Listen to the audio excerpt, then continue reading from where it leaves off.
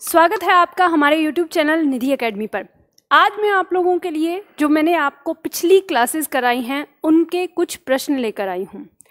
ये एक साथ अलग अलग टॉपिक के कई सारे अलग अलग प्रश्न हैं, तो देखते हैं आज आप इनको कर पाते हैं या नहीं, कितने आपके आंसर सही होते हैं ये मुझे लास्ट में बताइएगा।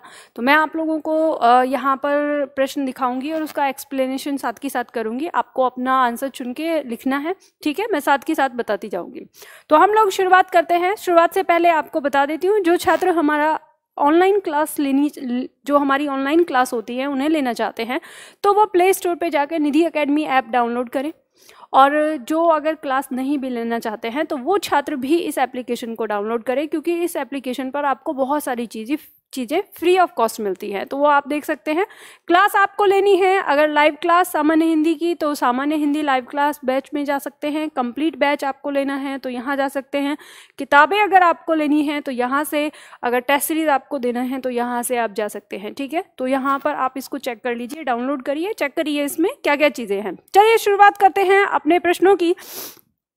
यहाँ पे आपको दिया है लाइव बैच में नया बैच आपका ये दिया हुआ है जो अभी आया है, बैच नंबर 16, ठीक है? कंप्लीट बैच में आपको आपके परीक्षाओं के अनुसार बैच दिए हुए हैं। आप जिस एग्ज़ाम की तैयारी कर रहे हैं उसके अकॉर्डिंग आप अपना बैच यहाँ से सेलेक्ट कर सकते हैं। बहुत सारे छात्रों को ये दिक्कत होती है कि मैम हम यहाँ पे पता नहीं कर पाते कि हमें कौन सा बैच लेना है, तो आप उसके लिए आप इस दिए हुए नंबर पर कॉल करके ऑफिस में पता कर सकते हैं, ठीक है? उससे आपको पता चल जाएगा। चलिए हम लोग शुरू करते हैं अपना टेस्ट पेपर। तो पहला क्वेश्चन आपके सामने यहाँ पर दिया हुआ है, शब्द है पुंज। पुंज किस संज्ञा का उदाहरण है? ऑप्शन आपके सामने दिया है, जातिवाचक है, भाववाचक है, द्रव्यवाचक है और समूहवाचक है। तो देखो यहाँ पे आप देखेंगे पुंज शब्द जो है उसका अर्थ क्या होता है। पुंज शब्द का अर्थ अगर आप पहचान लेते हैं तो आप इसका आंसर निकाल लेंगे। तो पुंज का अर्थ होता है ढेर से, या हम कहें समूह से, ठीक है? तो जैसे ही हमें ये बात पता चल जाती है कि इसका अर्थ हो जाएगा ढेर या समूह, तो किसी चीज़ का समूह इकट्ठा होना, तो उसके पीछे समूह का बोध हो जाता है। तो आंसर आपका हो जाएगा डी, ठीक है? फिर हम आगे देखते हैं अगला प्रश्न। प्रश्न संख्या 2 है, निम्न में से भाववाचक संज्ञा का उदाहरण नहीं है। ऑप्शन दिया है क्रोध, लोभ, वीरता, श्रृंखला।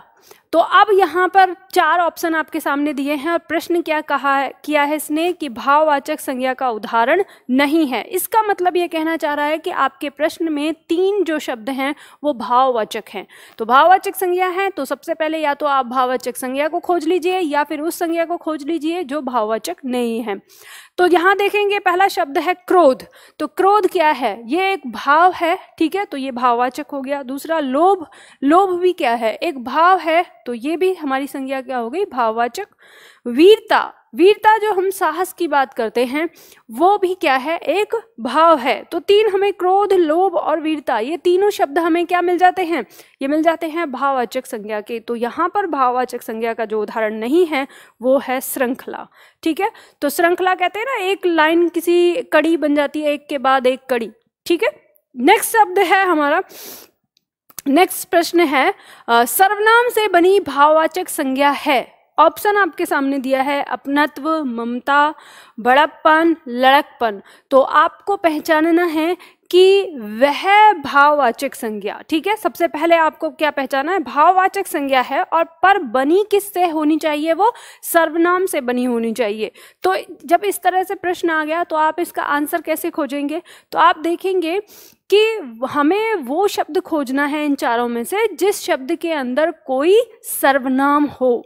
तो हम देखेंगे जैसे शब्द है हमारा अपनत्व। तो अपनत्व शब्द किससे बना है? अपना से मिलकर बना है। किससे मिलकर बना होता है? अपना। तो अपना शब्द क्या होता है? ये अपने आप में एक सर्वनाम है। तो हमारा आंसर तो क्या हो गया? हमारा आंसर ए हो गया। लेकिन बाकी और शब्दों को हम देखते हैं, जैसे बड़प्पन की अगर हम बात करें तो ये शब्द मिलकर बना है बड़ा शब्द से, और बड़ा क्या होता है? बड़ा विशेषण होता है। तो आपको पता चल जाएगा कि विशेषण से बना है। अब जैसे लड़कपन दिया है तो ये बना है लड़का शब्द से, ठीक है? किससे बना है? लड़का शब्द से। तो लड़का क्या है? अपने आप में जातिवाचक संज्ञा है, ठीक? इसी तरह से ममता, ममता क्या है? एक भाव है।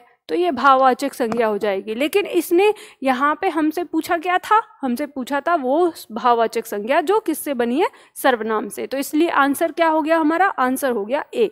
ठीक, चलिए आगे बढ़ते हैं, अगला प्रश्न लेते हैं। प्रश्न संख्या 4, बाप का संबंधवाचक संज्ञा रूप होगा। प्रश्न दिया है बाप का संबंधवाचक रूप होगा। ऑप्शन है बाप, बापती, बपौती और बपोता। ये आपकी परीक्षा में बहुत बार आता है, तो ध्यान दीजिएगा। जैसे आप शब्द लेते हैं एक पैतृक, ठीक है, उसी तरह से शब्द होता है आपका बपौती। इसका आंसर जो है वो बपौती होगा, जिसका अर्थ है बाप का।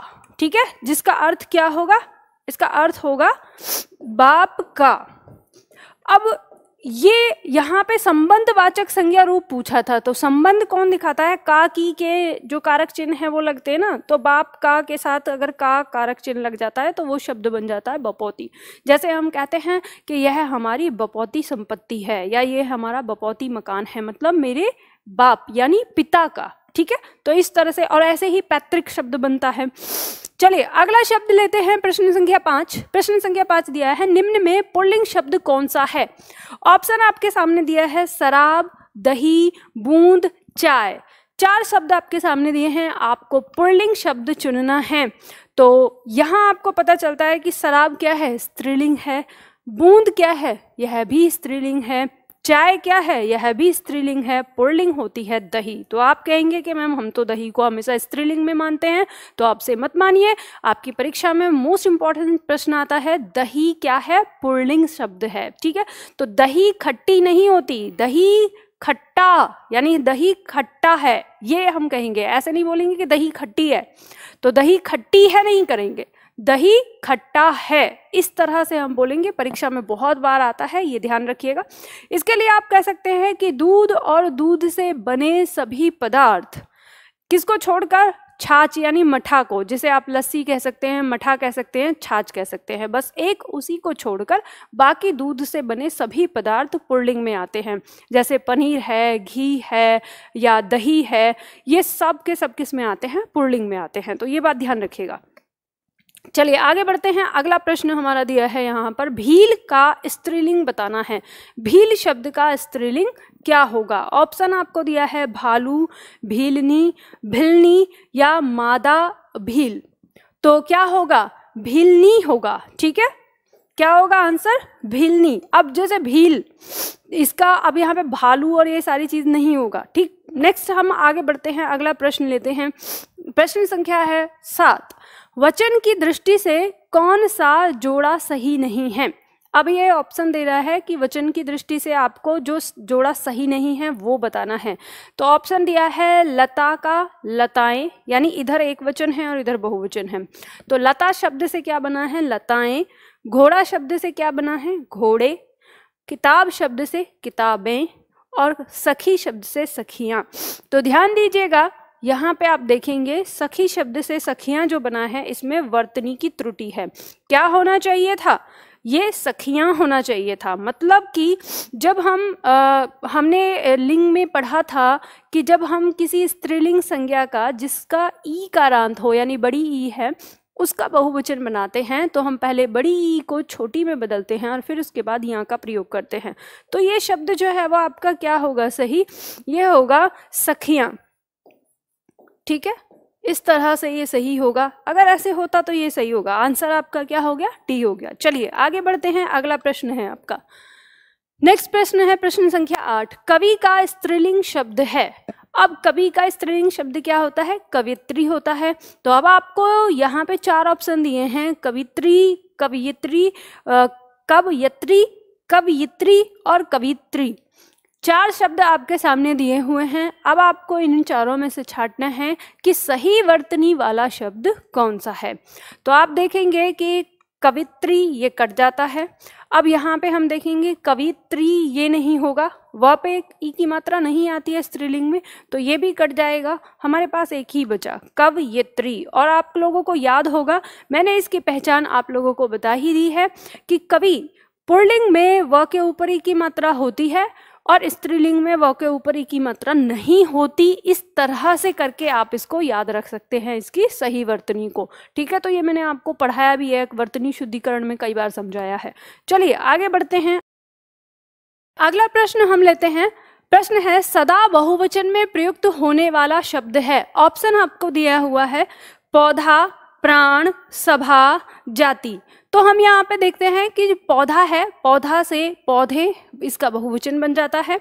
सभा से सभाएं, इसका बहुवचन बन जाता है, ये एक वचन में रहते हैं। और जाति, जाति से जातियां, इसका बहुवचन बन जाता है। लेकिन जो शब्द है प्राण, ये प्राण शब्द अपने आप में बहुवचन होता है हमेशा, हमेशा। तो आप लोग ऐसे बोलते हो ना कि उसके प्राण पखेरु उड़ गए, तो परीक्षा में वाक्य शुद्धिकरण के दृष्टिकोण से भी आता है। आपको वाक्य दे दिया जाएगा कि उसका प्राण निकल गया, तो इसको आपको सही करना होगा कि उसके प्राण निकल गए।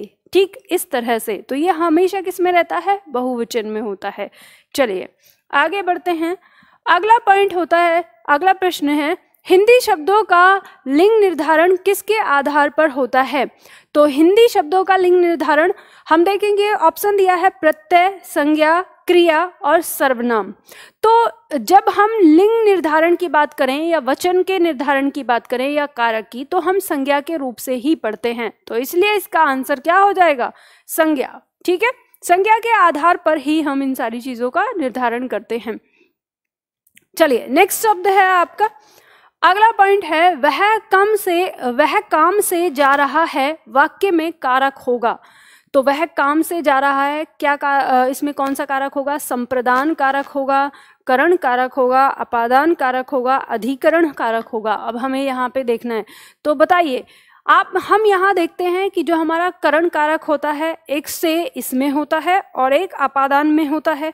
ठीक है, तो हम यहाँ ये जानने की कोशिश करेंगे कि काम से जो यहाँ पे आया है, इसका ये करण कारक है या अपादान है। तो देखो आप इसको ऐसे पहचान कर सकते हैं, जब हम करण कारक को पढ़ते हैं तो हम जानते हैं कि जो किसको दिखाता है? कारण को दिखाता है, साधन को दिखाता है, माध्यम को दिखाता है। और अपादान किसको दिखाता है? पास होना या दूर होना को दिखाता है। तो हम देखेंगे कि जब वह काम से जा रहा है, तो क्रिया किस लिए हो रही है? काम के कारण को बता रहा है, मतलब उसके जाने के कारण को बता रहा है। जा क्यों रहा है? वो काम से जा रहा है, तो ये किसको बता रहा है? उसके कारण को बता रहा है। अब ऐसा तो नहीं है कि वो काम से दूर हो रहा है तो इस तरह से हम यहाँ पहचान जाते हैं कि उसके जो जाने का काम हो रहा है, यानी जो क्रिया हो रही है, उसका कारण क्या है? काम। ठीक है, तो वो काम से ही जा रहा है, तो इसलिए इसका आंसर क्या हो जाएगा? बी हो जाएगा। तो आप इसका आंसर रखेंगे बी। ठीक इस तरह से। चलिए नेक्स्ट आते हैं। अगला पॉइंट हमारा आता है अखिल पेड़ से गिर गया, वाक्य में कारक है। अखिल पेड़ से गिर गया, तो यहाँ पे जो से आएगा तो बहुत आसान है, आसानी से आप पहचान लेंगे। पेड़ से क्या हो गया है? अलग हो गया है। तो अलग होने का बोध कौन कराता है? तो अपादान कारक कराता है। तो आंसर हमारा क्या हो जाएगा? सी हो जाएगा, अपादान कारक हो जाएगा। ठीक है, नेक्स्ट बढ़ते हैं। अगला प्रश्न है, अगला प्रश्न वह अगले साल आएगा, वाक्य में कौन सा कारक है? वह अगले साल आएगा, इसमें आपको बताना है कि यहाँ कारक कौन सा है। तो अब हम देखेंगे कि जैसे अगले साल शब्द दिया हुआ है, इसी में कारक होगा। ऑप्शन क्या दिया है? अपादान कारक, संबंध कारक, अधिकरण कारक और कर्म कारक।